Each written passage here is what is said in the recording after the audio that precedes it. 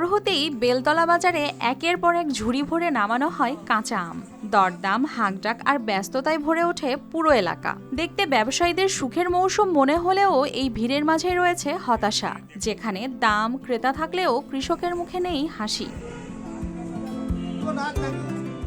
যশোর সাতক্ষীরার সংযোগস্থল কলারোয়া উপজেলার বেলতলা বাজার ইতিমধ্যেই পরিণত হয়েছে কাঁচা আমের বড় আড়তে। আচার ও কাঁচা খাওয়ার জন্য এর চাহিদা এখন তুঙ্গে। ফলে দেশের নানা প্রান্ত থেকে ব্যাপারীরা এসে আম কিনে পাঠাচ্ছেন নিজেদের এলাকায়। সাতক্ষীরা জেলা এবং যশোর জেলা দুই জেলার সীমান্তবর্তী বাজার আম বাজারে দাঁড়িয়ে আছি। এটা ঐতিহ্যবাহী আম বাজার। বর্তমানে আমের বাজার খুবই কম।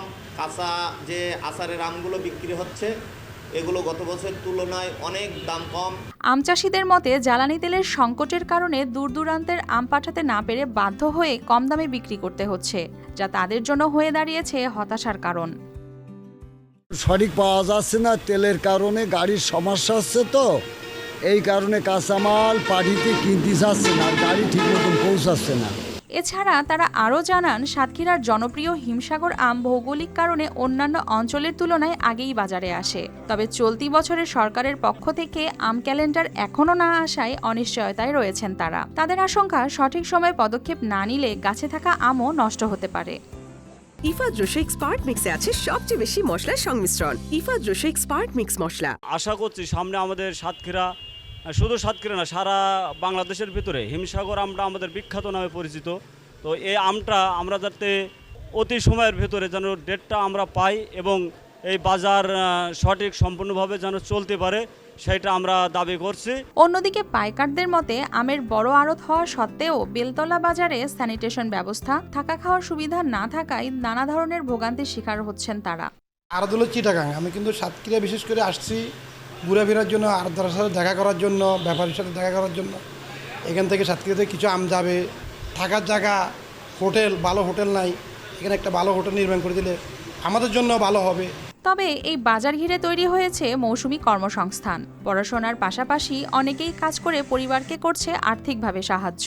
এখানে আমরা 2 মাস যাবত কাজ করব, আমের কাজ। পড়ালেখার পাশাপাশি আমি এভাবে কাজ করে থাকি, এভাবে দেশের উন্নয়নও হবে, পাশাপাশি আর্থিকভাবে লাভবান হব, কিছুটা আমার পরিবারও সচ্ছল হবে। আমের কাজ শুরু হয়েছে, আমাদের এখানে আমের কাজ করছে, এতে আমি আর্থিকভাবে সচ্ছল হচ্ছে, পারিবারিক ভাবে টাকা অর্জন করতে পারছে। এখানে কাজ করে পরিবারের অনেক সুবিধা হচ্ছে।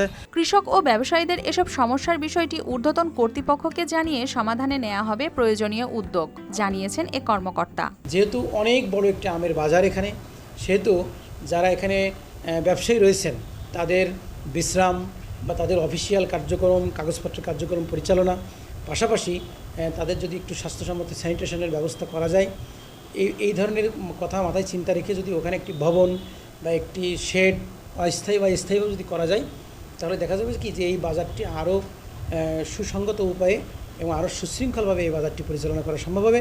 এটা আমি একটি সরকারিভাবে আমরা একটা আহ্বান করতে চাই। যদি এই ধরনের একটি কিছু করা হয় তাহলে সেটা আমাদের জন্য। সবকিছু ঠিক থাকলে এই বাজার হতে পারত কৃষকদের স্বস্তির ঠিকানা, কিন্তু বাস্তবে আম বিক্রি হচ্ছে অথচ প্রাপ্যটা পাচ্ছেন না তারা। কিন্তু এমন অবস্থা চলবে আর কতদিন? News desk, RTV।